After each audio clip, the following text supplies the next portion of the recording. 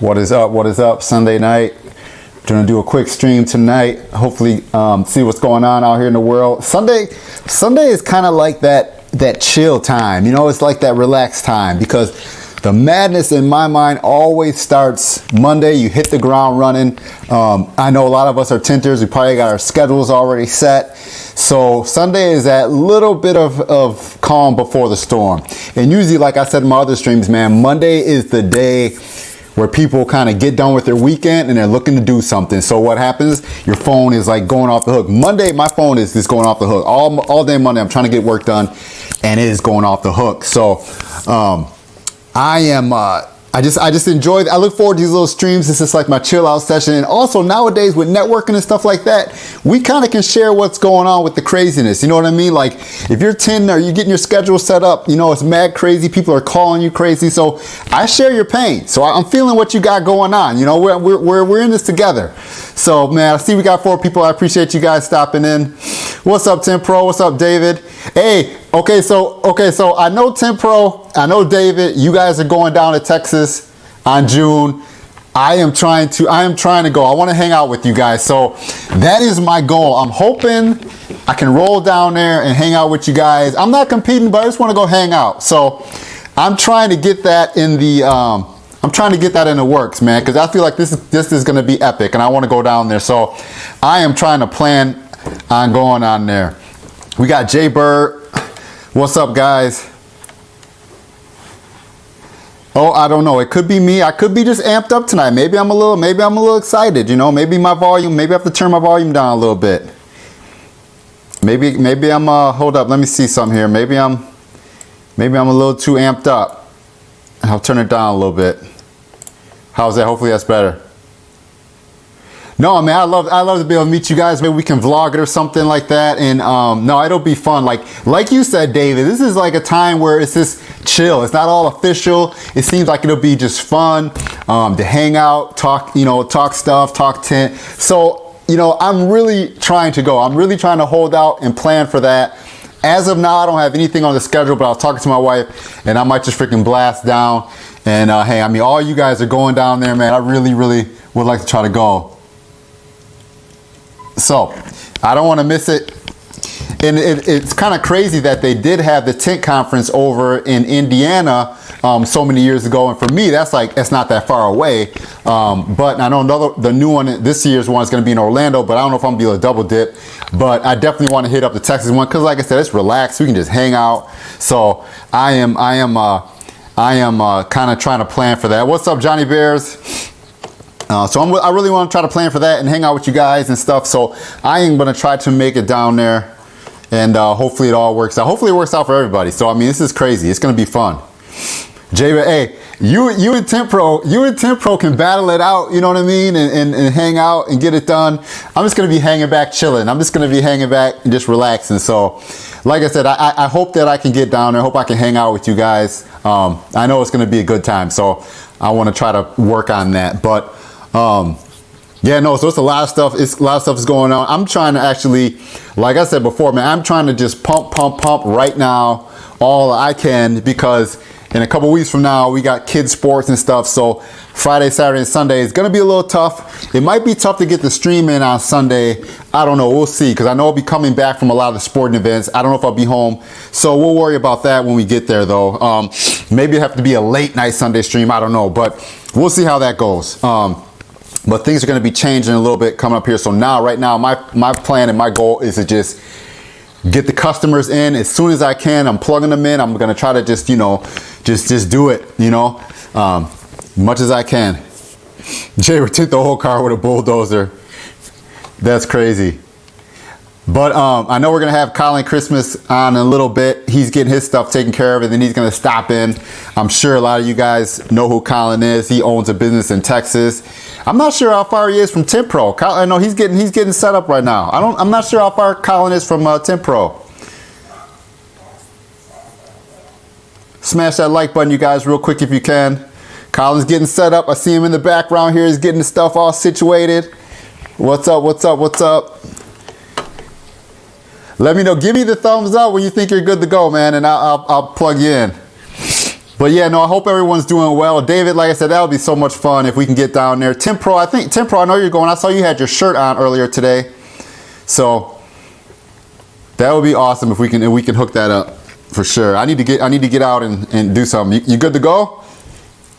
You good? Good. All right, we're gonna have Colin hang out, guys.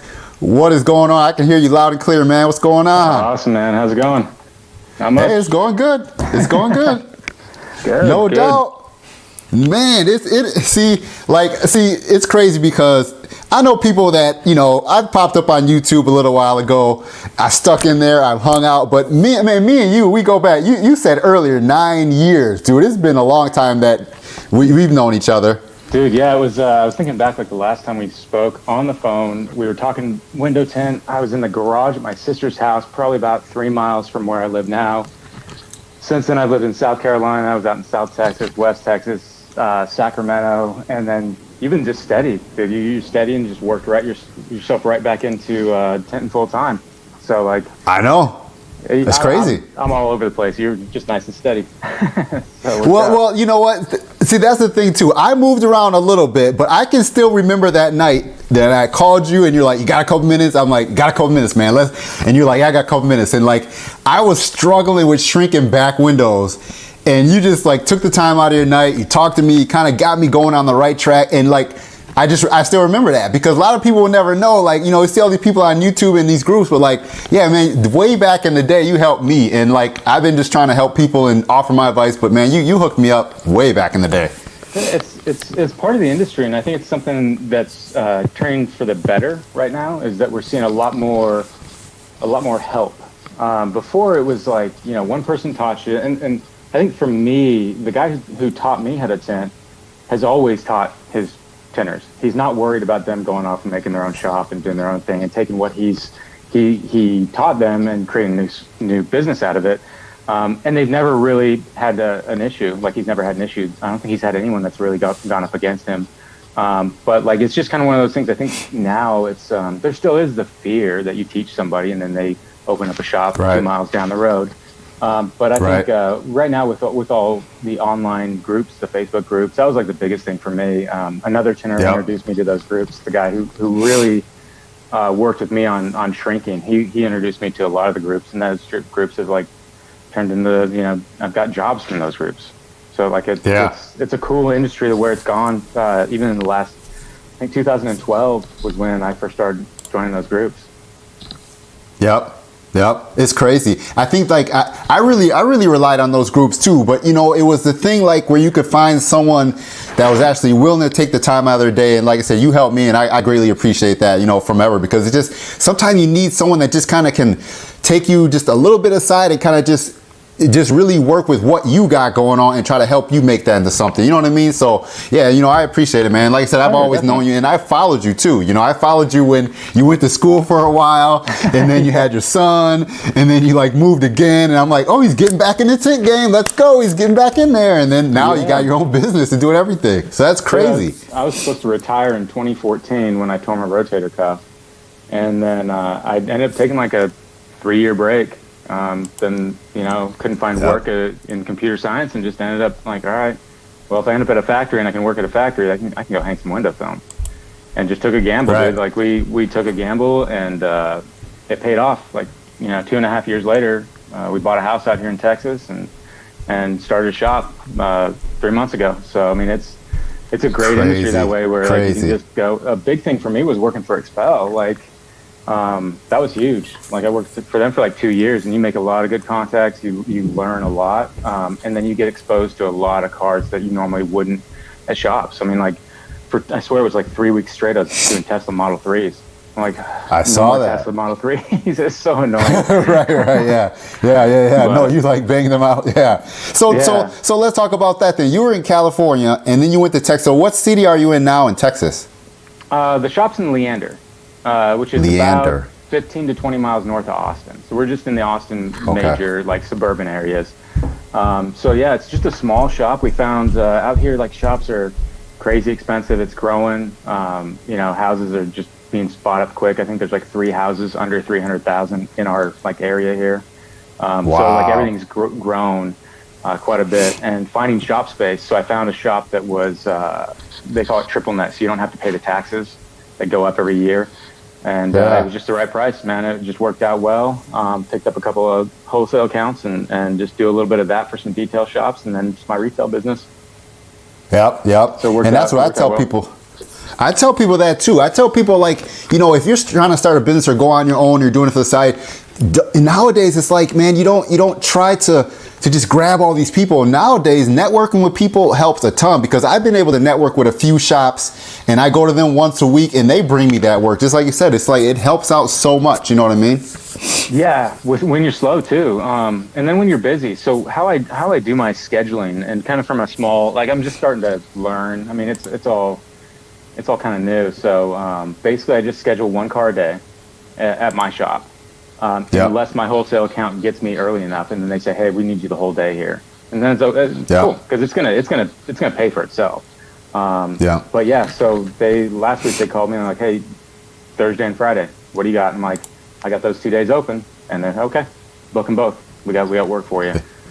So it worked out well, and then I just take any like walk-ins, like the emergency window. I don't know if you can catch both of those. The emergency window tint, like, I need to have 2 windows done today. It's like, all right, okay, come in at 2, whatever. So yeah, that's crazy. Why I just kind of keep it. Yeah, so it works out pretty well. It just stays busy 6 days a week right now, and trying to cut it back to 5 if possible. Yeah, but yeah. What do you do? So talk about your Expel thing. So where were you? Were you working at Expel in Austin? I mean, I don't understand. Like, it seemed like Expel has just blown up over the last so many years.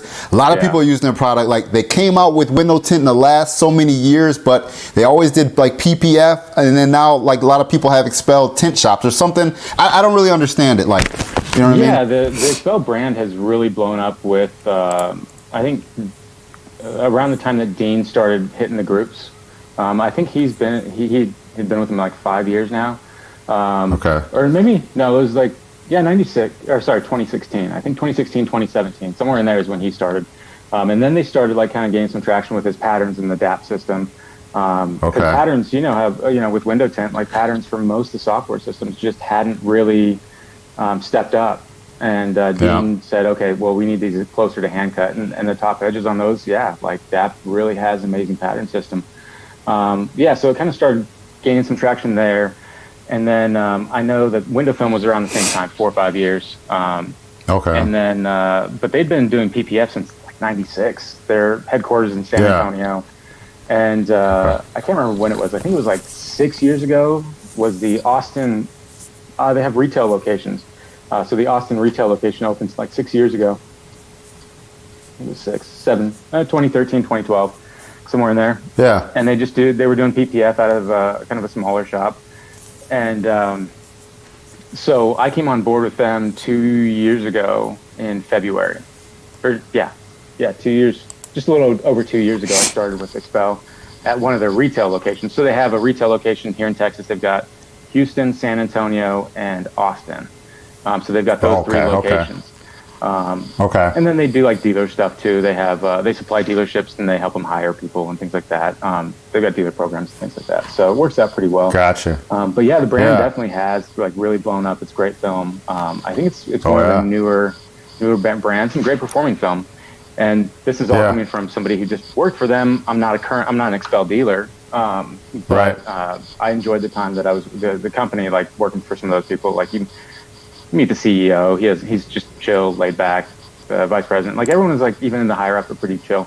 So it worked out pretty well. That's cool. That's cool. So how far was that retail place from you? Was that you were going to San Antonio then, from where you were, or where were you? Austin. Where would you go to work? Yeah, they're still in Austin. Okay. Yeah, so it's about 17 miles. Before the pandemic, it was like an hour drive, 45 minutes to an hour. After the March of last year, it became like 30 minutes. So, but yeah, it wasn't too bad. Gotcha. And then what? What's that? Oh no, go ahead. No, I was going to say, so what made you move to Texas then? You kind of tried the California thing, then came back to Texas then? Yeah, that's where my wife's from the Sacramento area, and so that's where we were at. We were living out there. So it was kind of I had a guy in Corpus Christi when I was out working for him. He didn't pay me. And so like that Friday night, I was supposed to get paid Friday morning. He's like, you know, kind of blowing me off. And then that Friday night, I'm like, I talked to my wife. We weren't married at the time. And I said, all right, I'm driving back. And just hopped in my car, packed it up, and drove. I drove for a day and a half straight, pretty much. Well, I broke down for a few days. But other than that, I just drove back to Sacramento. And by then, I think the following week, I think I gave myself about 2 days. And then the following week, I was working for a guy named Branson Bills, with him at he was a shop lead at the shop we were at. Oh, Branson. I remember that name. Wasn't he big on groups and stuff back in the day? Tim Mob's his group. But yeah, he's Tim Mob. Okay, yeah. I think he turned that group over more or less to Mike Sanchez. Mike Sanchez would probably know. I think he's a moderator. But yeah, Branson, dude, he owns a shop. He opened his shop a few years back, and he does really well. But I think he just got tired of doing the group things and just focused just on his shop. He just does PPF and tint and super high end stuff. Like he's just such a good dude. I learned a lot from Branson. Yeah, that's crazy. He just takes the time to teach it, dude. Like, didn't matter. But that shop was high volume we were at, and it got old. Like, we were doing 5 of us. We were doing like 4 or 5. We were doing like 20 cars, 25. I think our best was like 27 in a day, out of a 2-bay shop. Yeah, see, I remember that. Yeah, I remember you saying that. Like, you guys are just slamming cars out like crazy. Old. That's what really messed up my shoulders, because I was just doing back windows. And so when you just do back windows all day, man, like, you're not rotating around. Doing side windows after that, like, I was super, rusty on doing side windows after that. Because I'd just been doing back windows for like, I think I started there in July of that 2013, and I worked there until April when my shoulder gave out, and I probably did a handful of side windows. I don't think I did very much. That's crazy. That's crazy. But yeah, I remember that though, because I remember that. I remember you talking about like you being posted in groups and being like, or doing all these cars. But see, now like you said, I think it's, you know, a lot of people see in these groups and they see, oh man, I want to do all these cars and whatever. But like the reality is, for me, I'm like you, man. I have a couple cars scheduled. Like I have 2 cars scheduled tomorrow morning. You know, one's a full car, one's a front windshield and some fronts. And you know, so it's like I like having that mellow. I don't need to do 10 cars a day. I don't need that. You know what I mean? No, it's better on your body. Because I'm 30. I turned 39 this year, and like, you know, I'll tweak my shoulder and I'll be ice packing it for the next 2 days.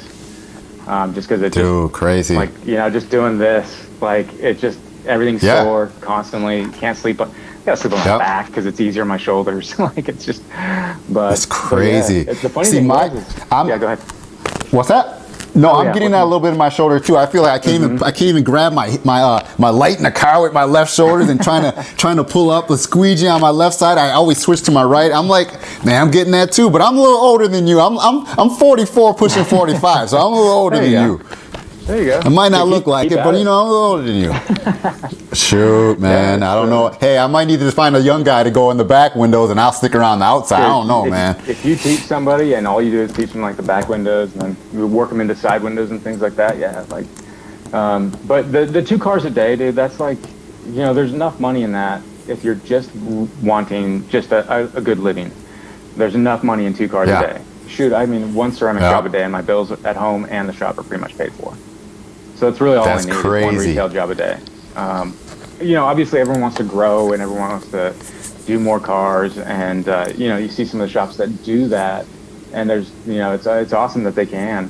But I think the reality of getting that going is it's a 20-year process. You know, you've probably been seeing Ray Van Dexter in these groups for a long time and seeing where he came from and how many cars that they're doing and things like that. Like, it's you see these guys that started out with like 2-3 tinners, or they started out by themselves 20 years ago, and now they're really, I mean, it takes a long time to grow that. It's, I don't know, it's kind of that growth process. I mean, I'm only 3 months in, so I don't really want to grow. I guess what. Yeah. No, I mean, that's the thing though. Like, I guess someone said something years ago, like, when I was starting my business too, I'm like, man, I'm gonna move. See, I was in an area between kind of 2 bigger cities, and I was tinting on the side, and I was trying to get back into it. And I had a full-time job, worked my full-time job for 10 years. So then, as I'm learning these cars, doing these things, kind of learning, getting better at it, trying to figure out what tools I need, getting on the groups hard, and then after a while, it's like, I was doing pretty well, doing a lot of trucks, doing a lot of stuff like that, just on the side at my house. So I did that for probably like 5 or 6 years over there. And then when we moved to this town, it's like, well, I don't want to let that business go. And I'm like, I'm just going to start full time. So I quit my job over there. I started here just full time. So I was going back and forth. I'm still going back and forth 2 hours the other town, back to this town. But it's like, I didn't know it's that far. Now I feel, oh, dude, it is, man. So 3 days a week, I drive 2 hours over there. I'll tint a bunch of stuff in the morning. I'll drive 2 hours back, grab my kids, then it's kid time. And then I got a shop in Green Bay, which is 2 hours from here. I'll go do stuff for them on Wednesdays, come back. And then my buddy lets me work out of his detail shop, Auto Works in Freedom. I'll do customers for him, I'll do customers for myself, and I'll run back here. So it's a lot of running. I never really set it up to be that much, but it's like I'm realizing, you get bigger. People know about you. So what do they say? It takes like 5 years or something to establish yourself or something like that. Mm-hmm. And I'm at like 4, and it's like people are just hitting me up every day. Some new person is just boom, boom, boom. I heard you 10. I heard you 10. It's like, holy cow, you know what I mean? Yeah. It's hard to manage, It is, and it's crazy. I didn't realize how far you were going. I for some reason thought it was like 30-minute, 40-minute trip each way. But that's great. I don't know if I drive 2 hours for a tint job. I don't know if I do. I know it's well. What I do is I still have my other customers, so I'll set up a few cars. So maybe I'll do 2 or 3 cars for myself, and I do like maybe a couple for my buddy. So like I said, if I drive that 2 hours and get those cars done, that's a good day. That's a good whatever, so many $100 in just that 4 or 5 hours. And then I come home, I'm pretty much sometimes just done for the day. So I don't mind that, That works. I don't need all those cars, Yeah, you kind of find out what works for you, and also working with people that you enjoy working with. When they're selling those, you're working out of their shops and things like that. I think that's essential too. Is like having that kind of rapport with somebody, and they're helping you you get customers and things like that for those areas. That really helps. Kind of build. Yep. It helps a ton. Because the shop on Wednesday, they don't have a tinter per se, but they do like truck accessories. So I'll just tint for their customers, and and one of the things I tell people, just work it out. Like you said, your dealer your dealer network and stuff like that too. I say, hey, no more than like 4 trucks or something on a Wednesday. Just cut it off at that. If it's more, push them on to the next week, And so I know how much it can manage, and then I know like I'm not gonna, because I can't just tint freaking from 8 o'clock to like 5 o'clock. I just can't do that. I'm just like running around the car all day. It's like, it's a lot of work. People don't realize it's a lot of work. You know what I mean? Yeah. So I just try to schedule and pace myself, and I kind of figured out by now what's good. Like a couple sedans is good, or a bunch of front matches is good. I kind of figured that out over time. Yeah, and you're hand cutting everything too, right? Oh yeah. That'll take it out of you too as you get older. Just the more cars you do, like I hate doing it. Like, I hate doing it. So then, how are you set up at your shop? How are you set up? The one man, you're the only person in there. You're handling customers. How are you set up at your shop? So basically, the shop you can fit 2 cars in there if you need to, but parking's not great outside, so I don't even just do it. That's why I just do the 1 car. I've got I don't have a waiting room. The shop, the way it was designed, does not have waiting rooms. They're just kind of big metal buildings that are all warehouses, and but I've got HVAC, so that helps in Texas. And then I've got an office in the back where so I just have a plotter. So when I came on board with Autobahn, I'm like, hey, I want to use a plotter. Because hand cutting cars over and over again, especially when you got bad shoulders, lifting the rolls up. It's just rough. So I got I got hooked up with a company called Denko's, so I'm an Autobahn dealer, and I got hooked up with Denko, and they set me up with a plotter. What is it? The GrafTech CE7000, and so I'm just on a 4-year lease. So it works out pretty well. It's super low payments for the lease, and then at the end of it, like you just pay 10% of the original value, and it's yours. So why not? I mean, if you're just paying nothing on interest and it's tax deductible, then why not just lease out a plotter? Because I have a fixed spot, so I can plot all the patterns before I go anywhere if I have to. Right. Yep. So you carry Autobahn film then you use? Okay. Yeah, Autobahn. I'm an Autobahn dealer. There's a Expel dealer like 2 miles down the road. and I'm kind of friends with them. They're super cool people, and I didn't want to step on their toes when I left Expel. I didn't want to, put them in a position. So they're not doing window tint. Gotcha. They order some. They do a little bit here and there, and so it's kind of one of those things. Then about a month ago, I went into their shop to check in on them, see how they're doing, and they started just, if people are coming in just for tint, because they do mostly PPF. So if people are looking for window tint, they send it to me. If they book a job in-house, I go and I use their film and their plotter, and I tint the car for them. So if somebody's staying there for a few days, and they do super high-end work too, so it works out pretty well. Wow. And they're like 2 miles down the road, so they just book like one car a month pretty much. They're not doing a lot, so it kind of works out pretty well. But that's awesome, dude. Yeah, so it's and I wouldn't have met him without Expel, and then so it's like it's just kind of you come across these people, and they a big company, you come across pretty awesome people, so you're just like, okay, let's make it work. And they've sent me way more cars than I've done for them. So that's crazy. Yeah, that's awesome. That's what's cool. I think that honestly, I'll tell a lot of people that's what really helped me, just networking with people. And I never even thought of that going out. I my own. I never thought of, I'm going to work with this guy or do this with this guy. But it's just stuff like that kind of fell into my lap. So I would tell a lot of people, like, maybe there's a small private car dealership down the road. Maybe they want tint. Go talk to those guys. Or maybe it's a shop that does something and they offer tint. Go talk to them. Tell people, like, set yourself up where you have good people around you that do good work and work with them too, Yeah, and that's the key is that's kept us alive. So January, like, our numbers horrible, and I knew I wasn't going to take a paycheck for a while, and we had some saved up and things like that, and we knew tax returns were coming in, so we started January 4th after the city came in and finally got passing every code and all that stuff. We still haven't taken a paycheck yet, and we're already at the end of March. Wow. But the business is profitable. In middle of February, I said no more personal money in the business. The business has to just do its own thing, and every month we've grown by 100%.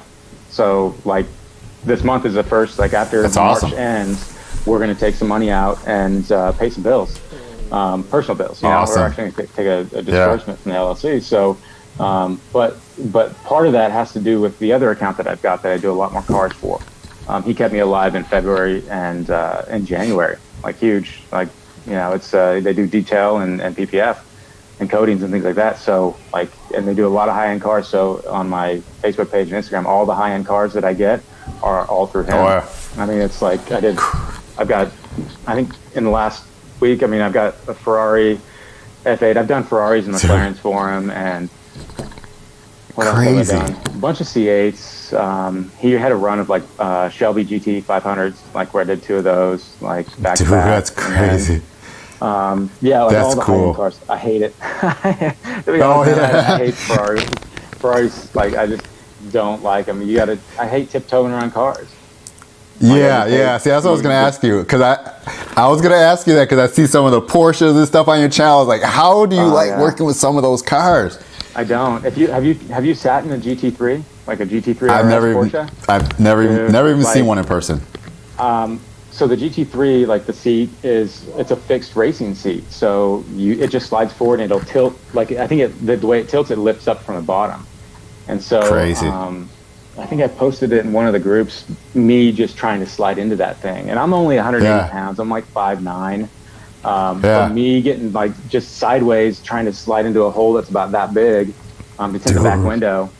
And on that one, at Expel, they were recommending using some blister-free film first, and then you come back 24 hours later and then retint it.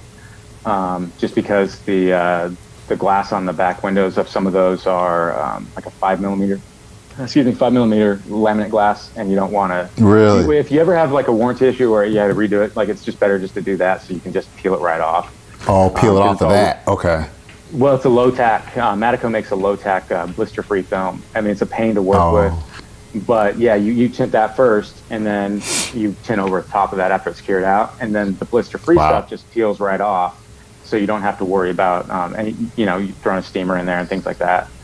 But yeah, so, I think it was like over the course of 3 days, I was tinting that one because I did the front half one day and then got the blister-free film and then did that the next day, and, like, So it was just a hassle. And then just getting in and out of them, you just got to go slow. You got to tape everything off, go slow, cover up all the panels. I use plastic, I use microfibers, and like it just takes way more time. When you're doing trucks, dude, like on Saturday I tinted a 1500 Chevy Sierra 1500 all the way around and windshield. Guy got there at 9 o'clock in the morning, and I was waving by at 12:20. And I'm not fast. Like all I needed, I did a brow over the windshield. Like I'm not a fast tinter, but I mean they go quick, you know, and those are typically. So he was one of the guys that works for one of the shops, and so I gave him a really good deal. But like normally that'd be a $700 ticket. So crazy. So I gave him pretty solid discount off of that because they've sent me so much business, and all those guys I take care of. I don't want them, you know, with them. I don't want them getting tinted somewhere else. Like, come to me. I'll make it worth your while. But yeah, like, so you've got that, and then the GT3s are going to pay about the same in some cases. Oh, you know, it's going to be, so it's like, I'd rather do the truck, knock it out in 3 hours.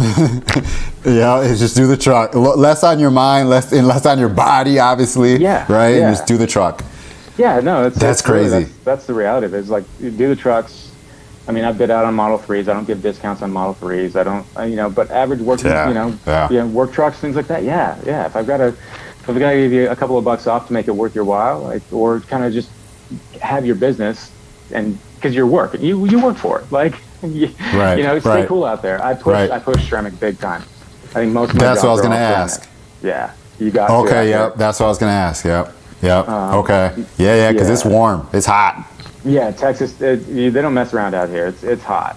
And Austin's actually the cool place to live. Like, it's cooler, like multiple places. The town is cool, but also like Houston gets really hot and muggy. San Antonio gets hot and muggy. Austin gets muggy. It doesn't get really hot and muggy. Like, there's a difference between the towns. In the Austin area, it's a lot more temperate as far as the climate, but it still gets hot. And crazy.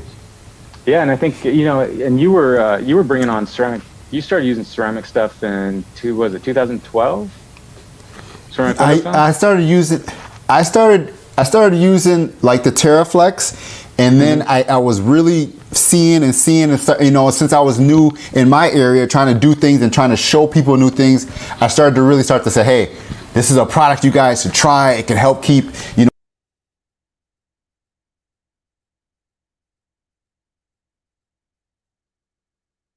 It's just trying to really bring something new like this ceramic tint, because I never had heard of ceramic people in my area even carrying ceramic. So I was trying to really pump that, and I was doing that, and I was giving people an option. But the thing was, being new and doing it on the side and having to stock all this film and all these different shades was a little rough, because I wasn't doing the numbers, you know what I mean? I wasn't doing the numbers to have 2 boxes of ceramic, 2 boxes. So it was a little tough. So I kind of backed away and just said, you know, I'm gonna do one line, give people just a color, and they're gonna be happy. So it might have been almost a disservice maybe to the customers and not being able to give them options.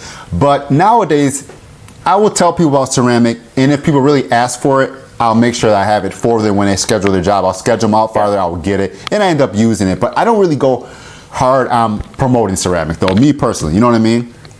Yeah, I think it's harder in the cooler climates. It's a tougher sell. Out here, I mean, I've got Audubon has like this great like round heat box that they just put their hand in front of it and I just rotate it around and talk. But pretty much everyone, like, it's just, you know, and I know with other manufacturers like Ralph he's had that little heat box. That thing, you got that IR bulb in there. It makes it an easy upsell, and it turns for us, like in the southern states, I think our dye film is a lot less expensive. We get less people that want to do like the color matching and all that. They come in and all they want, like, do you want protection from the heat, or do you just want privacy? And I'd say at least 9 out of 10 are like, I want protection from the heat. Like, what do you got ceramic wise? I think 9 out of 10 call me and ask me about ceramic specifically. But I know up in the cooler climates, it is a little bit more of a tough sell to try and get people in there. And like, you know, it's nowadays they've got the 2 lines of ceramic film, and that was a huge sell with me with Audubon. Was like, all right, you got 2, because Expel has 2, Lumore's got 2, Formula One's got 2, basically same stuff. Some Okay. tech doesn't. So like having Flex Film's got the 2 lines, and Yeah. I think even with Solar Guard's got 2. I think everyone's okay. like a lot of the big manufacturers are moving over to the 2 lines of ceramic, and and even that. So going from say $3.99 to $6.99, like those upsells are huge. And then it becomes truly just a 1 car day. Like you just tint 1 car. That's true. Because I mean, it's like, because you want that install to be nice. They're paying for this film. You don't want to rush that. You want to take your time, make sure it's good, it's cut good, it lays good, it looks good. Yeah, that's kind of a little bit more on the brain too. You know what I mean? Yeah, and film, it pretty much doubles in price every line of film. So when you're dealing with like a color stable line, you're paying for one price and then pretty much double that, and then now you have your first level of ceramic and then double that. Yeah. And then you have your second top tier ceramic, and so it really is one of those things that like the cost of it is exorbitant. I mean, I don't carry, I carry 33% in our Autobahn i3, and I'm getting ready to stock the 22 and the 5. And I'm only doing 50-foot rolls because, coming out of the gates, I just got 2 lines of film and some, like a cut down 24-inch roll for brows or visor strips. And like, even that was like just $3,000. I got 6 rolls of film. Like, dude, that's crazy, man. Yeah, see, that's what I'm saying. It's like, man. It's huge. And people are like, oh, you got 15. I'm like, I don't carry 15. Literally, someone called me like 2 weeks ago. They called me like, hey, you got 15. I only want 15%. And I gave him to an Expel dealer that's my buddy down the road. I called him up. I'm like, hey, you want to take this guy? He wants tint tomorrow. He needs 15%. I'm like, I'm not even going to order 15%. He needs, I have I got 2 rolls of 20. I don't need 15%. So even you get some of the people like that. It's crazy because I had a person today. I make videos, like I make these YouTube videos and stuff like that about things that kind of go on in my business, I got a GMC pickup truck coming in. Guys are liking to do front windshield, so I'm gonna make a video about that because there's probably 20 more guys thinking about doing that with a truck. So I'll make a video about it. I put it on my Facebook page. So I make these videos. I say, this is the film I carry. What about tint your car in winter? I make all these videos related to what goes on in my business, but I never ever talk about 15%, but I have someone every other day asking me, I want 15%, I want 50%. I'm like, where are you guys in Wisconsin getting 15%? Because like those shops, I know most of the people around here, none of us carry 15%. Where are you getting this 15% number from? It just blows my mind. And then like you said, well, I'm not gonna order a whole 15% roll, but it's like people will ask about it. And I'm like, 15 and 20 is so close, you're the average guy, you're not gonna notice any difference. So it's crazy nowadays. So you're getting that too with the 15? Oh yeah, the 15, and and some people, they want everything dark. That's like the crazy thing now is like and you see it too. Just get it super dark, and I'm like, but yeah, like 15, the odd, just the odd questions you get, and there's nothing wrong with that. And I think a lot of it comes down to just education. And it's a good and bad thing because now we're seeing more people that are coming in that are, for us down here, it's like ceramic window film, gotta have it. And then they're also like caring about the percentages. And so for most people that come in, it's like, I tell them exactly, front windows, 30% down here, that'll keep you legal. So I just carry the Texas legal stuff for the front 2 windows. Gotcha. And then you just carry, you carry what you like. I've got friends that carry 15, and that's what they like. They like that nice jump between 30, 15, and then 5. And we all have different clientele. The great thing about it is like you find your clientele, and they come in and I want what you did in my last car. That's exactly the same thing. I've got people at one of the detail shops that I do work for. Oh, all right, tinted 2-3 cars for them, and they're like, oh, same thing you did in the last one. And I think it's down here like 30% all the way around. I'm seeing that a lot more with like 30%. Yeah, it's 30% all the way around. Like with ceramic jobs, people want the visibility on some of these old, these Texas back roads that no lights are on. They just want 30% so they can still see. Right. So then if you have a pickup truck that has rear privacy glass in it, you'll do 30% on the front of those most of the time, you're saying then? Yeah, I do 30% on the front 2 windows, and I'll do 30% all the way around. Oh, okay. So then the back will be a little darker, and you have your front. Okay. Yeah, when you throw like 30% on there, you're pretty much ending up with around 5 to 8%, somewhere in there, I think. So you're ending up with basically okay. limo tint on the back, or what the 5% would be. But if you throw, a 5% on there, you're ending up with between 0 and 1% of VLT. Yeah. So 5 over factory, but that's only like 4 or 5% in some cases. So it's like, right. it's so close, and most people aren't too worried about it when it comes to rejection. Right. I mean, I did an i3 job for the guy, just like, yeah, because I specifically ordered that roll of film for him, and I said, hey, I'm going to order this roll of film. It comes in 2 days. You want 30% all the way around? He said, yeah. So we did the 33% on the sides and back of his truck, and then did the windshield and our 70%. And 70. Yep. I mean, that's all he wanted. I mean, he just wanted some solid performing window film, and so we did that, and worked out pretty well. But yeah, I think 30 pretty much in Autobahn black ceramic is my best seller by far. Oh yeah. So let's say someone comes in with a 4-door sedan. What do they typically use on 4? Like up here is 20%. What do they usually use on sedans down there by you guys? 30% as well? 30 and 5. Oh, we have to do 5 on the sedan. Okay. Yeah, a lot of people want the 30 and 5. Although I am pushing like more for people doing 30 and 20 because but that's, I'll give, what do you want? Like, what do you want? Tell me what you want, I'll put it on there. To a certain extent. But like, so the front 2 windows, a lot of people, if they're getting because here we have registration stickers and they've got to go to the inspection stations every year. So you have inspections. Okay, For me, I don't like doing illegal I don't like doing the stuff that's darker on the front 2 windows, because in a year, I know people that will be like, hey, I got somebody. Everyone has somebody. And when that somebody doesn't show up and you can't get that somebody in a year, now it's my problem, because you're going to come back to me, and now I'm going to have to like strip it off for free to make sure you're happy. Like, so I tried, it's just a headache down here because of the inspections, and they get pinched. Like, people just get pinched. I mean, I live in a small town, about 80,000 people, and the police station's like 2 blocks from my shop. So I don't. I'm like, crazy. It probably shouldn't be. Like, you might get pinched on the way out of here. Like, that's crazy. So it's one of those things where it's like, and so the 30% or 36 in our color stable film will kind of keep everyone legal on the front 2 windows. And then I see that like that 20%, I think there's going to be like a move towards that with my customer base, because it's got the nicer, when you've got 30% and then you put 5 on there, it's a bigger jump than 30 and 20. It's a big jump. So everything looks really light up front, and then on the back it's like super dark. So the contrast is pretty big. So I've been kind of having people like starting to push people more towards that, just because it's more appealing, I think. Right. But yeah, so there's options, but at the end of the day, as long as I don't have to do it twice because they had a change of heart. I hate stripping windows. I don't want to do it. I know. You guys do what you want, and all you're paying me. So what do you want? Like, let's get it done. See, the trend here is, and like you said a little bit earlier, you said about your clientele or whatever, your other shops doing this and you doing stuff.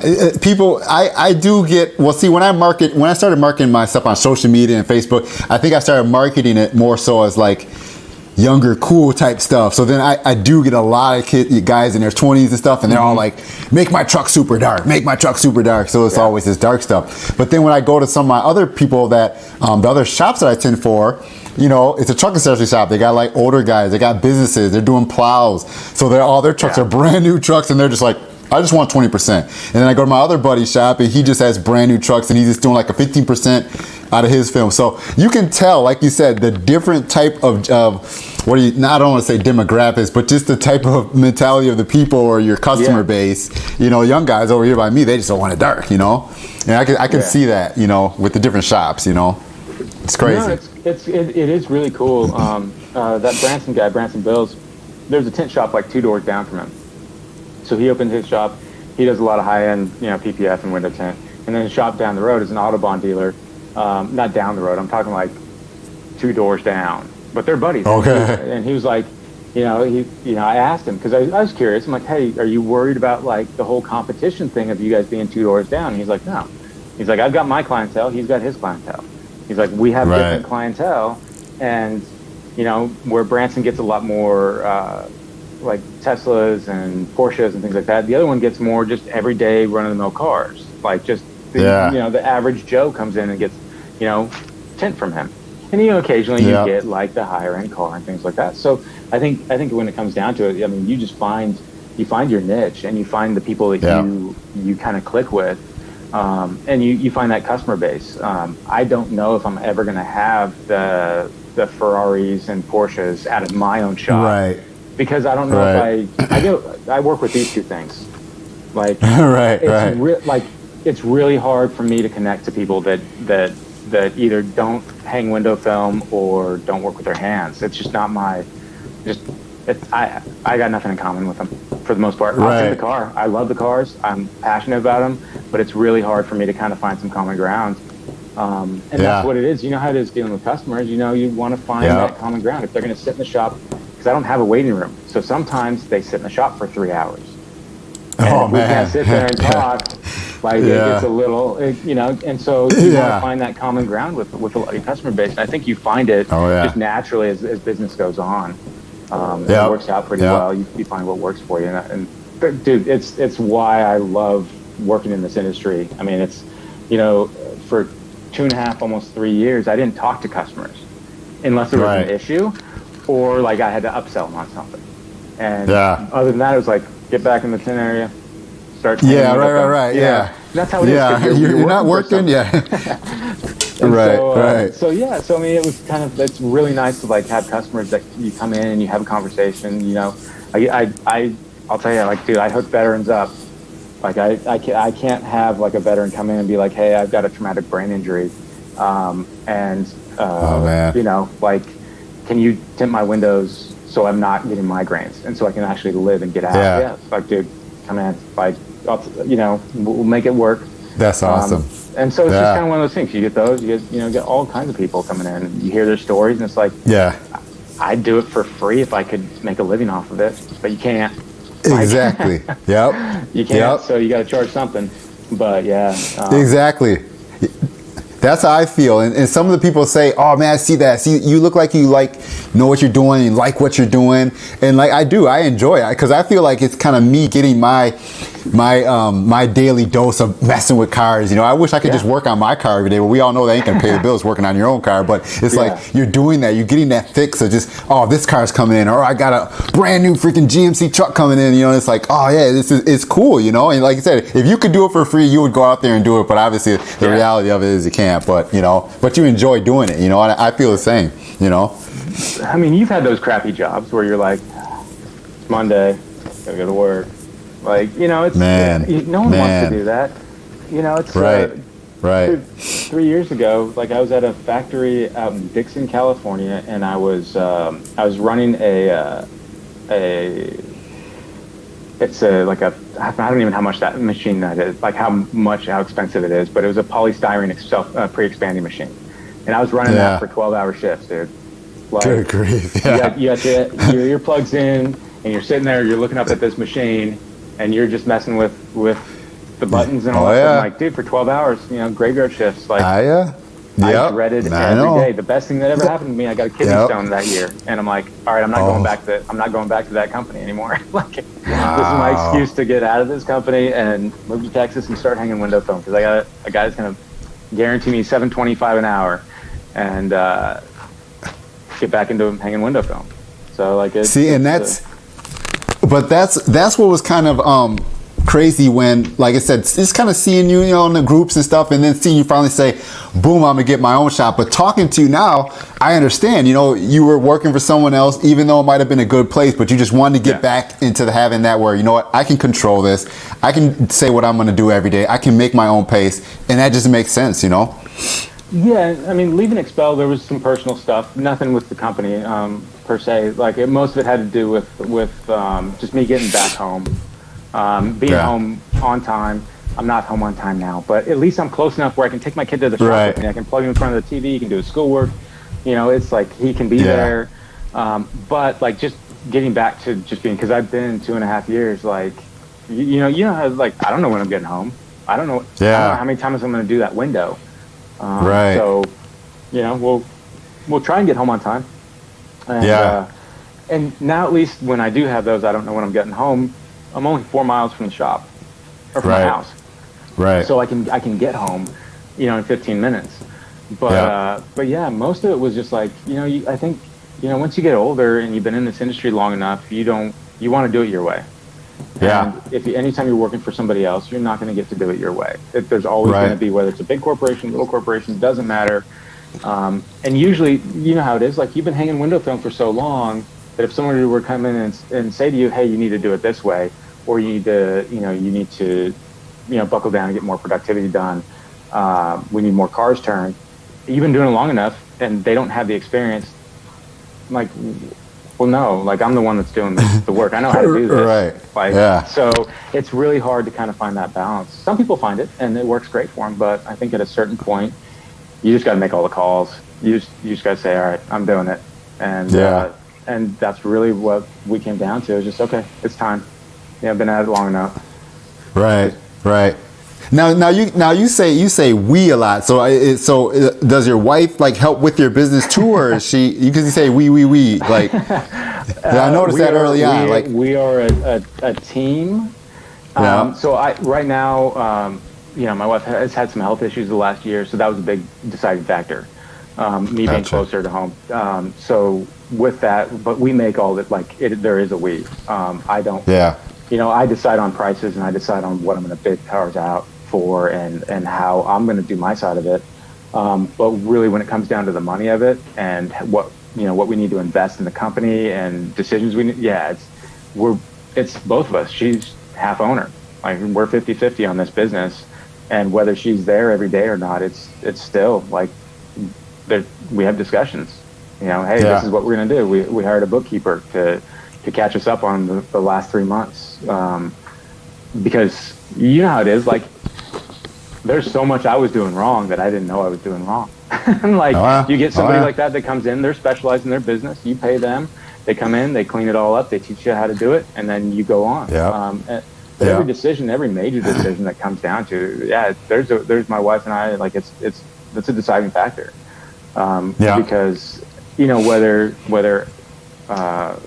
like, you kind of got to be on the same page with everything, and that's how we've been, like, our entire relationship. It's always just kind of open lines of communication when it comes to, like, especially the major financial decisions, like buying this house, and you shoot even groceries. Like, hey, we got $200 for groceries. Move money over, like, we're good. So it's my wife and I. I deal with the bulk of what goes on. She's going to be doing the paperwork and things like that. She's not going to be a window tinter. I see Liz and Dave out of Yuba City in artistic window tinting, and they can make that work. They can do it. They can do it. I'm just wired a different way as far as window tint. So So like, I don't think she has no interest in it. But once she gets like the accounting side of it, and she's also working on her degree, her master's degree right now. She's on her last class, so it's kind of awesome. So it's like, all right, cool, we just make it work. Have you ever seen Sunstop Window Tinting? Have you seen in their social media? Because I know they use Autobahn, and they're in Arkansas. He has a beautiful shop. But I know he was asking, do either of yourselves see hiring in the future? I don't know if you can see that comment. Sunstop. I know. Is it Brandon Thornton? I know they're an Autobahn. I'm not sure. Dealer. But they're in Arkansas. I know their Instagram page. He makes YouTube videos and he does all that stuff as well. I don't know if he could put his link in there, but I know they use that too. I'm pretty sure he uses Autobahn film as well. I think he commented earlier. I might have been. I might have talked to that guy before about the garage doors at one of the shops I work at. I think we've chatted before. He says, "Do you see yourself hiring?" And I don't know. That's a tough question. I don't know. I see myself training. I think that's really what it comes down to. Is you can hire a window tinter, but you can train somebody, and I think you get a lot more loyalty out of training.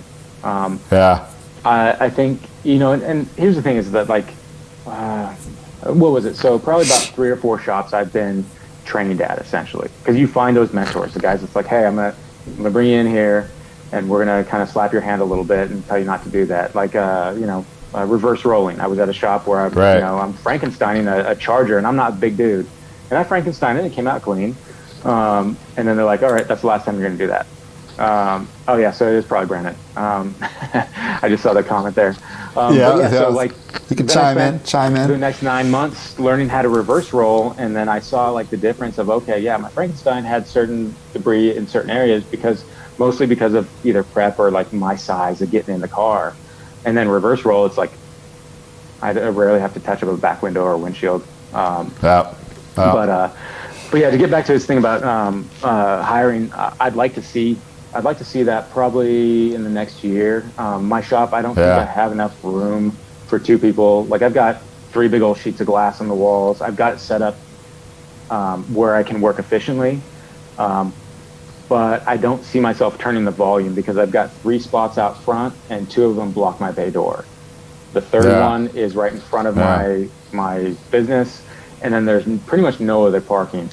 My lease is up at the end of the year, and there's a new building going in about half a mile from my house. So I'm going to call on that and see if the price is right, if it's beneficial. And if it's like, okay, even if I'm spending $200-300 more a month, and I'm that close, and I'm on a busy road, I might just take that one up and be like, all right, it's time. I'll have more space, more parking. And the city they're sticklers, dude. Like, I had to, modify my plan when I went to the city and said, hey, this is my shop, because they don't do business licenses. They do certificate of transfer, something like that. I can't remember what it is. Okay. It's not a business license. It just says, hey, you've changed businesses. This is the new businesses that's here through the city. And I had to put a parking stall inside my shop, which is true because I do have a parking stall inside my shop. There's cars in there. It'll fit too. So I put those in there because I was one short. Because I needed 4 and I only had 3 out front. So it is pretty difficult here to find something that has the parking. But the idea. I mean, that's the goal. See, the one thing is hard to try to handle when you get overwhelmed with that volume. You know what I mean? Because you can only do so much in a day. You still got to live. You still got to go home. You got to have dinner and all this stuff. So it's hard to handle some of that volume. For me, myself, I look at my schedule and I plug everything in the morning. So I say, I got a sedan. Okay, I got 1 sedan today. I'll say, I don't want to do 3 sedans. I'll plug in 2. So then I move to the next day. Okay, I got time for this. And then after you get that all full, you get overwhelmed. You start plugging people in other hours. You don't really want to work, and it's like, well, I got to work on Saturday because I'm not going to get these cars done. So then you start plugging people in on those days. So there's sometimes I feel like it would be nice to have someone that, even if it's here at my garage or my shop or whatever, that, okay, dude, you know your role. Dude, you start going in, you start prepping out, dude, and we bang out cars faster than just me, 1 car, 2 hours or whatever, and touch ups or whatever, so my mind does think like that. So, and that's the thing, like, man, do I try to find someone that I can hire him and just come here, you help me out here, or what? It's kind of tough. Like, I pretty much know that I probably wouldn't have a guy that already knows their deal. So it probably would be, I would train someone. I understand. I probably figure that in my head. I would do that. But I think right now I'm at the point where I probably could have someone. I just been managing it myself. And sometimes I get overwhelmed. I'm like, man, I got 2-3 weeks. I'm booked freaking flat. Someone else calls me, I'm gonna explode. I don't know what else to do. So that really makes me feel like, dang, I wish I did have help. But it's rough. So I think for the yous and the me's, where we don't have like large shops, and we're doing a large amount of volume where you can just cut somebody loose on an entire car and be like, all right, cool, we can pay you 25 to 35% or whatever. You just start on this thing, you just keep going. My buddy Mitch, he's the one that is down in Austin. He's an Excel dealer, super cool dude. He has a helper part of the year. Like and a helper, basically that guy just comes in and he's like, hey, prep this window. And so he'll go through and he'll help him with the prep process and be like, hey, like when you're in the back of a car, you're like, hey, I forgot my chiseler. Can you go grab it? Or I lost it somewhere. Can you go grab another one? And he's got somebody that comes through and like wipe down the windows afterwards. And I think that's where the yous and the me's kind of will benefit from, is if we have somebody to come through where you're talking to the customer, they pull the car in, they start taping panels if they need to tape panels, or I cover all the seats nowadays. Just makes it easier when I'm setting my tools on, like in my tool caddy or whatever. So I cover all the seats, and if the door cards need covered up, they get covered and things like that. And just doing like the basic prep stuff, go through, roll the windows down, clean out the seals on the rubber seals, tape them up. I think that's where you can like where I see myself going. My kid's only, he turned 7 this year, so he's just a little bit young to be pulling in cars. Right. But at some point, that's the idea is like, okay, well, just get somebody to kind of help out. I've got the plotters, so it's like, all right, go back through. I'll teach you how to cut patterns. You cut patterns and basically hang them out, weed them out, and all I've got to do is lick and stick. You kidding me? Like, we can just tint. We can. Because even doing that by myself, usually I can do like an F-150, a 1500, the kind of the full-size pickup truck. About 45 minutes of hanging film, and then another 15 cleaning up, chiseling anything out, making sure everything's good to go. Like an hour a truck. But the paperwork side of it, like that takes me another 20 minutes. So that's what I'm getting my wife on. Like I'm going to fill out the stuff. I'm going to text her, hey, do the invoice. And I'll go back to it because everything's digital now. I've got everything on. I don't want paper. I hate paper. Right. Like I don't want to keep it. Right. So I've got like a check-in form that's all digital through a company called Jot Form. I built out a custom form for it. They sign it and everything. And then that gets emailed to me, and then you can take it from there and you can put it into, for me, it's TintWiz. And then TintWiz is synced with QuickBooks. And then like I've got it right now. Eric's making some changes, I think, but like right now I've got to sync things back to TintWiz. But that's just one quick small step.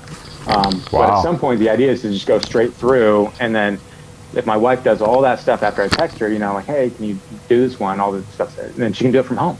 Like, cool. Like I've saved myself 15 minutes because you're in, I got to deal with the customer, they're waiting or whatever it is. And you're in tint mode or clean mode, like clean up the car. Yeah. You're not in like, let's do some paperwork. Awesome. Yeah. Right. Let's do some paperwork.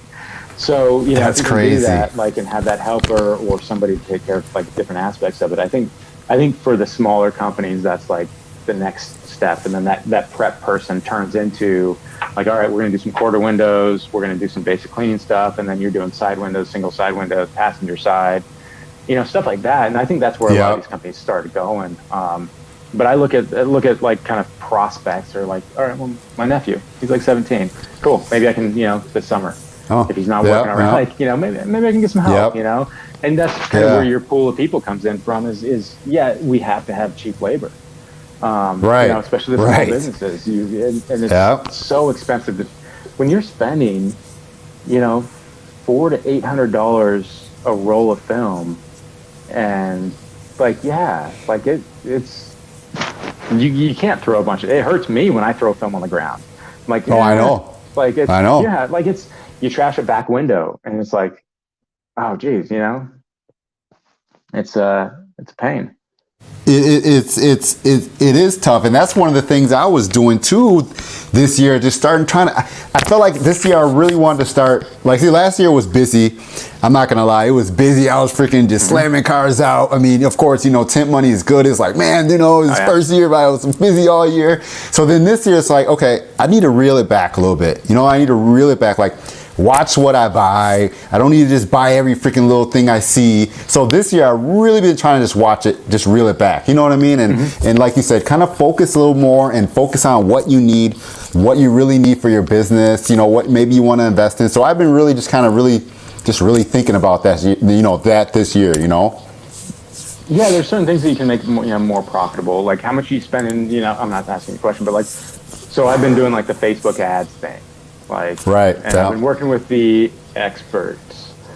I'll tell you what, like, nothing against Facebook, but the only people that call me from Facebook just want a price. That's it, and they're just checking prices. That's all I'm getting from Facebook.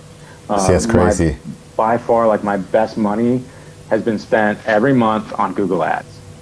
Because if Google Ads. Look up Window Tint near Leander, Texas. I'm first on the list, and I'm first on the Google Maps list. And not all that has to do with pay.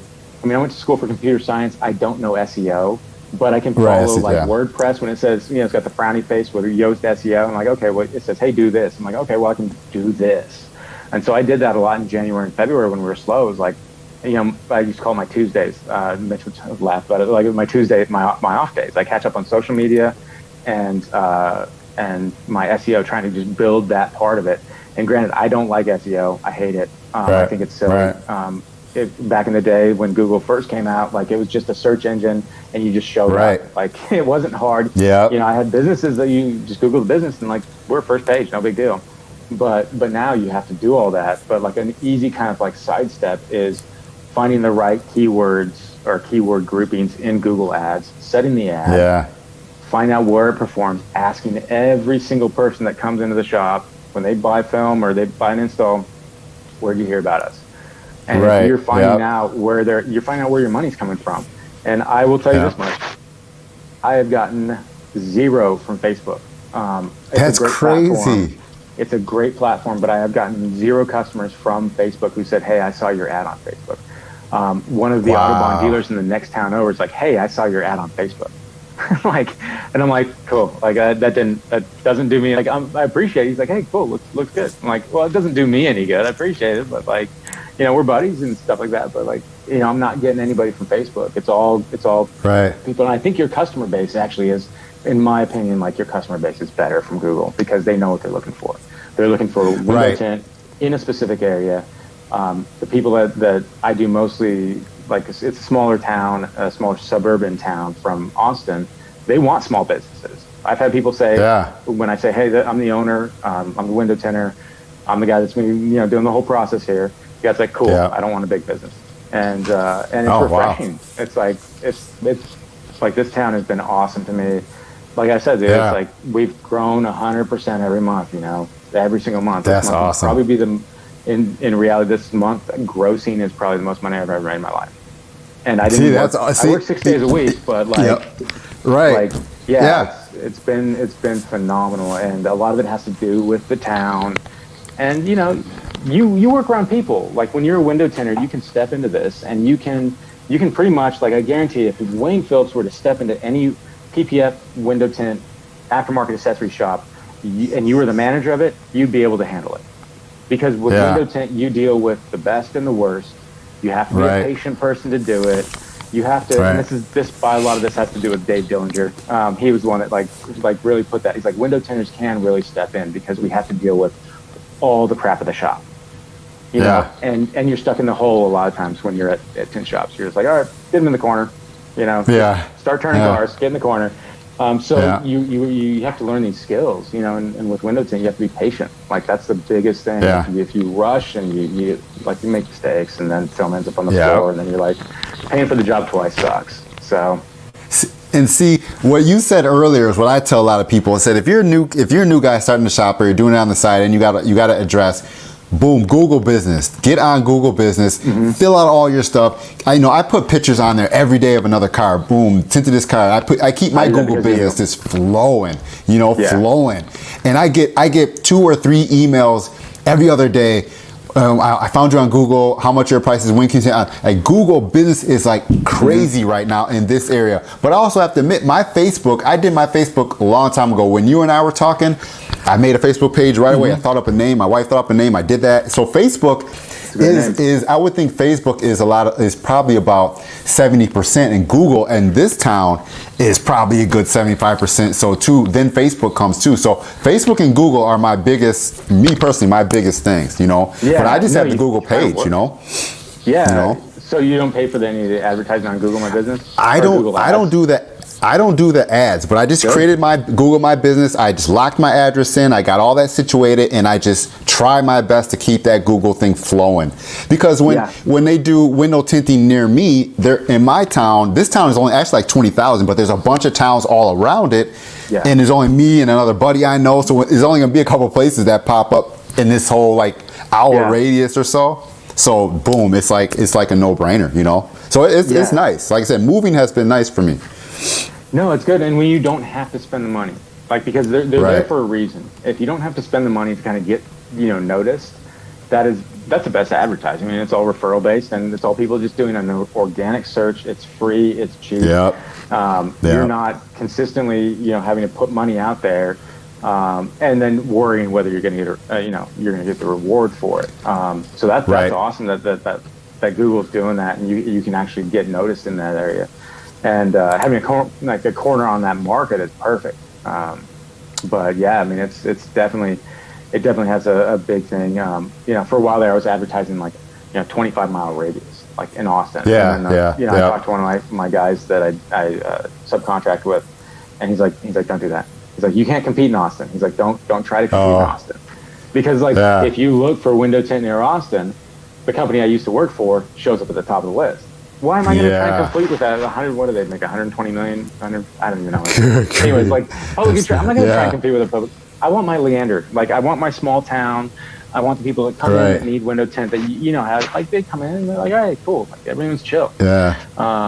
But yeah, no, dude, it's been cool. But I know what I was doing though in the winter, last couple of winters though, when I moved here, and plus having a window tinting business in the winter too in Wisconsin, it's freaking snow. But I was really trying to maintain as much as I could. Like I said, I was networking in places. Hey, if you guys need window tint, let me know. I come through. And I was really doing Facebook ads. I would spend $20-$30 on Facebook ads, and I would pump them in certain radiuses. I would try to make the post look cool, and I would pump them. And then I would let that run for 4 days, and then I would go back again and pump one. But it was tough because you didn't have that customer. The business was slow, and it's like, I'm using this money to try to do these ads to get customers.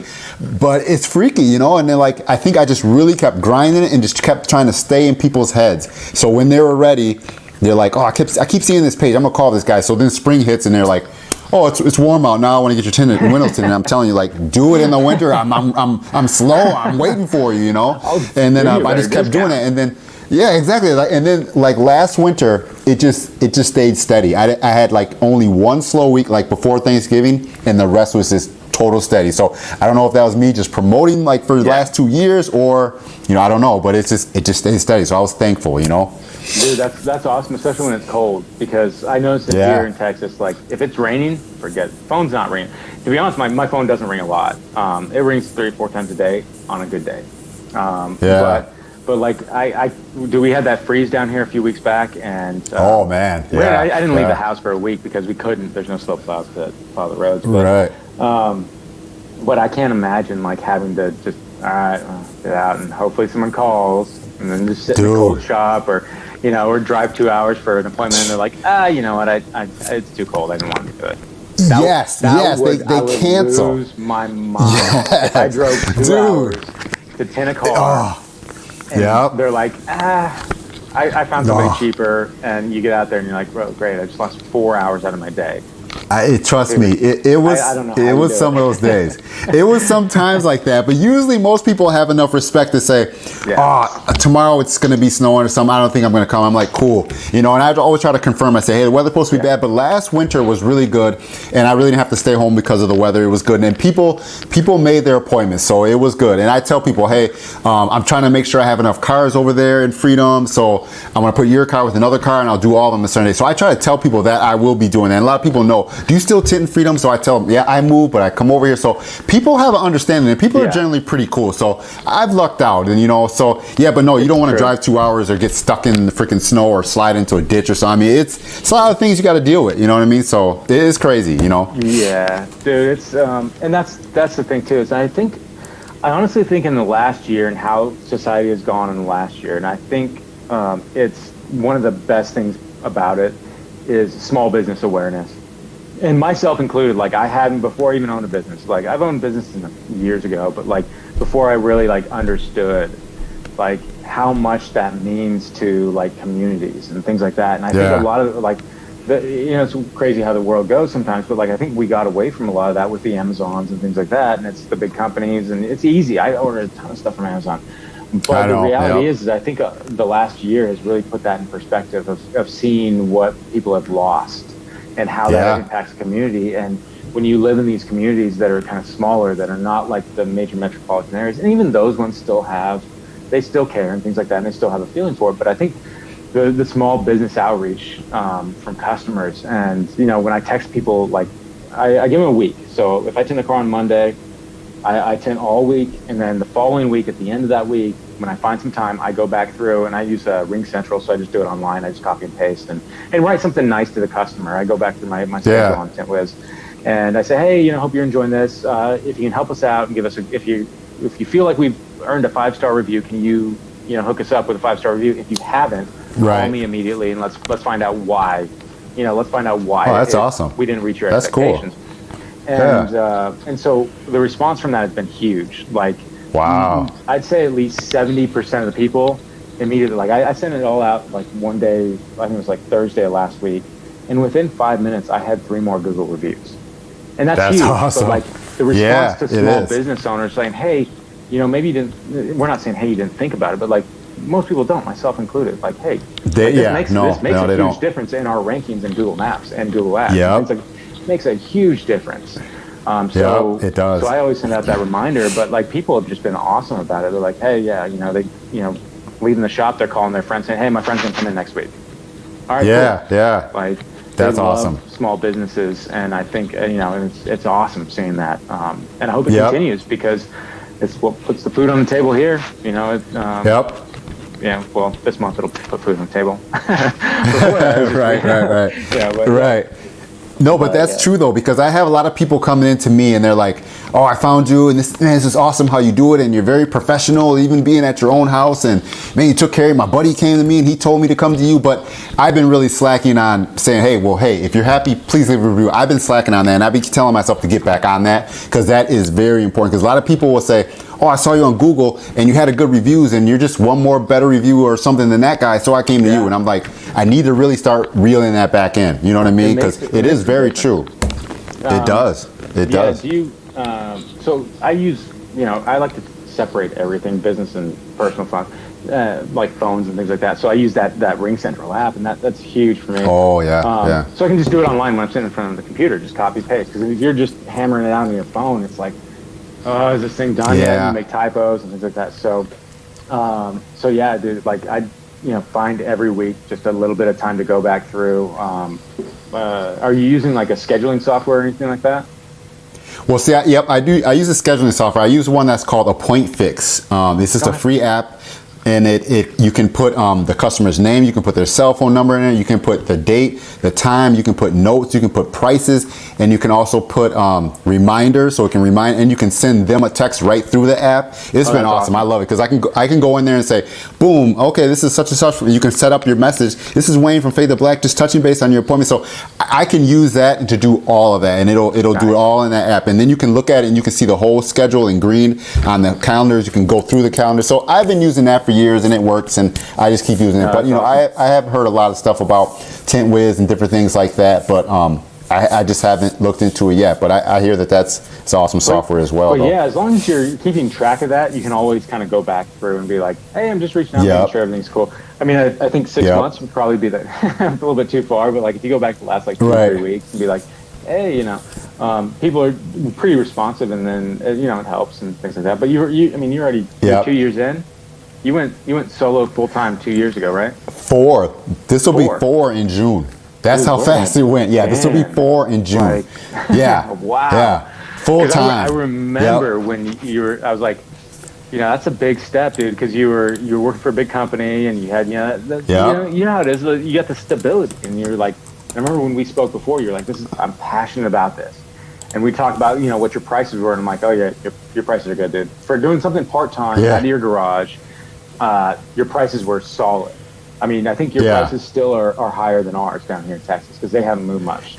That's one of the things. Get it going. But yeah, dude. Yeah. Yes. So I mean, I think. But that's one of the things as well about trying to command a certain price. Like that just goes all along with your personality and you and the cheap guys. Like I'll stand behind it. Like real talk. I had a guy bring a Beamer to me.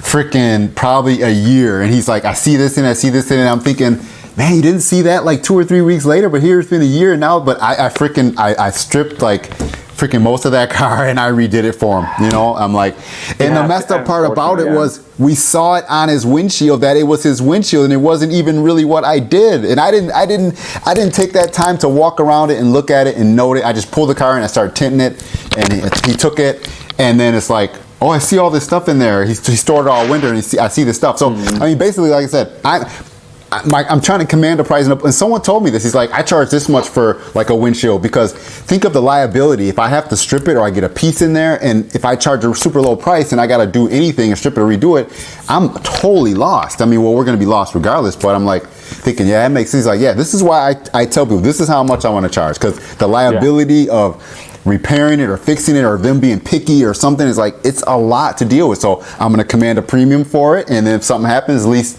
you know, I'll be able to take that on as it goes or whatever. But so it's like, I mean, it sticks in my head. Like, you know, I'm not gonna, if I'm gonna be one of those guys and know, like, if you have any problems, he'll fix it for you, then I want to command a certain price, because that's gonna be, I will do that for you. I'm not gonna make you do a warranty card. You bring it back, you have problems, you're gonna complain. I'm just gonna fix it, or else you're gonna complain to a million people, and it's gonna make me look even worse, you know? So I'm gonna charge you this, but I'm gonna give you 100% of what you need. You know what I mean? Yeah. So that's how I see it, kind of, you know? Dude, that's huge, because I mean, I've worked at a shop in the past. I won't say which shop it was, but where the owner was like, right, don't tell him if there's an issue.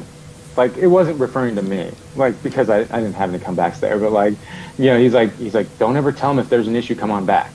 He's like, just don't even plant that seed. And I'm like what? Like, yeah, if there's an issue, have them come back and let's take care of it. Right. Let's nip that in the bud. Right. But he had dealt with a lot of window tinters that been through like the ringers. You know, and so he dealt with like all of the kind of, you know, riffraff that had just burned out, you know, 30-year veterans that had just, you know, just were struggling. And, you know, it's hard to do if you don't have there's no retirement plan. I mean, unless you work for a big company, there's no 401k or there's no health insurance. The only health insurance I get is from the one that I pay. You know, like it's you know, you don't have a lot of the perks.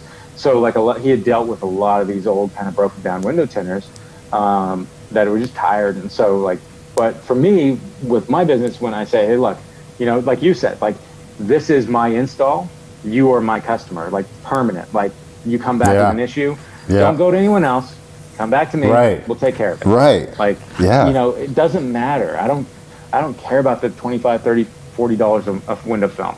As long as that person is happy and I've done my job. Like, you know, they're getting performance out of what they paid for. Like, bang for your buck. Like, you know, how much you getting? You know, what are you getting for it? And that's really what it comes down to. And I'll stand behind, and I'll tell every customer that I've gotten and forever, like, if somebody comes to me that I installed their window film at another shop and they come to me and they're like, hey, I have an issue with this, I will find a way to leave. They're not leaving, you know, empty-handed. I'm going to fix it for them. I'm not going to charge them for it. And this goes for anyone I work for at Expel or other companies like before.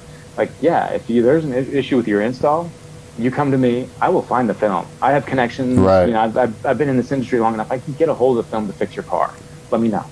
I'll stand behind every install I've ever done. And I think customers appreciate that. Like, hey, cool. Like, that's my guy. That's my tent guy. You know, you call him. They do. And that's essential in this industry, because people want, you know, their guy or their lady, you know, whoever it happens to be. Like, it's my hookup. He'll take care of you.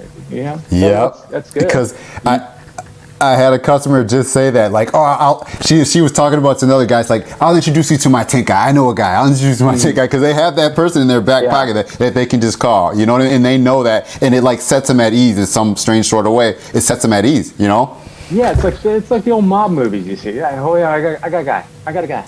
Okay, I got a guy for that. I got a guy. And so like, I think everyone wants that, where they do have somebody that's got a rapport with multiple people in a community, and they've done good work. And I think that really helps. It helps our industry, and helps every industry for the most part. But like, I mean, like you just need to become somebody's person, where they're there. You know, they'll hook you up, and I'll give, like, I mean, like, I'm not the cheap tinner. I'm not. But you know, you find your prices, and like, I've been open 3 months. I had to, you know, I haven't dropped prices immensely. I look at other benchmark companies in the area, and I'm like, okay, well, those are theirs. And then when I find out that some people are charging more, it's like, okay, well, let's move it up a little bit if I'm low. Like, hey, okay, let's move it a little bit closer, because I want to make sure that this everyone's going to be able to make a living off of this. But I did find out recently that 2 shops around me are charging less for 2 front windows, and I don't get a lot. I don't get a lot of 2 front windows. But I've also been giving a little bit of a kind of winter discount, new business opening, trying to make sure everyone's happy. So I'm getting ready Yep. to kind of taper all that stuff off, and then by the end of the year, that's off. And hopefully, like during winter, I don't have to run any specials. I don't want to. Right. I want to just keep, Right. Yep. you know, I just want to keep the same prices and make it worthwhile, and so I can give the same, you know, time. You want to spend, you know, enough time on that car to make it perfect. And when it leaves, Exactly. it's good. But Yep. Exactly. Well, hey man, it's been over the hour, man. I appreciate you awesome. stopping I in. can talk all night, dude. I feel honestly. I feel Window like we Tint's could do. I know. I could just keep on going because there's like other stuff that I wanted to talk to you about, but you know, we'll have to have a Colin Christmas part 2. We'll just have to have a part 2 Dude, coming back. Anytime when I was at Expel, we did the dealer conference, and you know, you work all day, and I was you know, as a judge of one of those, and proctors of the other ones, and kind of helping out doing it. And then like 2, 3, 4 o'clock in the morning, we're just, you know, people that I still talk to today, like awesome window tinting, like all night long, you know, like, hey, if you've seen, like, yeah, anyways, but yeah, like so awesome. Just, I could talk all night about window tint. It's a passion of mine. I know. It's crazy. Like I said, we did. Yeah, we there's a lot of stuff we didn't talk about. Like I said, what we both plan on doing as the future goes on, and just money and things like that. We didn't even get into all that, but no, definitely, I wanted to touch base with you. It's been a long time. Like I just saw something and it popped into my head. I'm like, dude, I gotta talk to Colin. Let's see what's up. We'll catch up. You know, you share your story, share my story. So no, I'm glad we had a chance to do it. I know we had like Al from Intense in here. We had Window Tinting Queen, Jay, bro. We had a lot of tinters in here. Sunstop. Yeah. So it was awesome, man. So I appreciate Dave everyone hanging out with us. Dave and Liz, yep. Yeah, they're awesome. I bought film from them in the past. Hey, dude, I got this in my car. I'm like, okay, cool. I live down the road from them. Dave and I both worked at the same shop in Sacramento. Different times. Oh, that's crazy. Same one that Brant and I, yeah. So they're good people down there. They're awesome, and they, they're cool people. Small world. Yeah, that's awesome. Well, all right, Colin, man, I'll let you get back to your night. Appreciate you taking the time. Thank you so much for hanging out with us. I greatly appreciate it. We'll talk to you soon. All right, take it easy. All right, later. All right, guys, we're going to wrap it up. Thanks, everyone, for hanging out in the stream. I greatly appreciate it. Colin, I put Colin's information down there in the description. Go check him out. He's on Facebook. I have to put his Instagram in there, too, if I can find his Instagram. But I got his Facebook page in there. I got a Facebook business and his Window Tint website, man. So check him out. Thank you guys for hanging out with us tonight, man. Man, this is what I'm saying. I just love talking and learning things, and we all share ideas, and that's awesome. Like, I go way back with Colin. Like, he was helping me out with getting my shrink down, just things that I was dealing with. He helped me out, and he took time out in his day a long time ago. Man, like 9 years ago, he said. So I appreciate that. But, man, hey, thank you guys. Johnny Bears, I put that in. It's called a point fix. A point fix. APPOINTFIX. A point fix. I'll put that in there again. Point fix, there it is. Yeah, that's what I've been using. I love it. It works out well for me, so that's what I use. So thank you guys. I appreciate it. Yeah, I just put in there again, so you should see it. But thank you, man. Thanks as always for hanging out, man. I appreciate you guys. We'll talk to you guys later. Peace.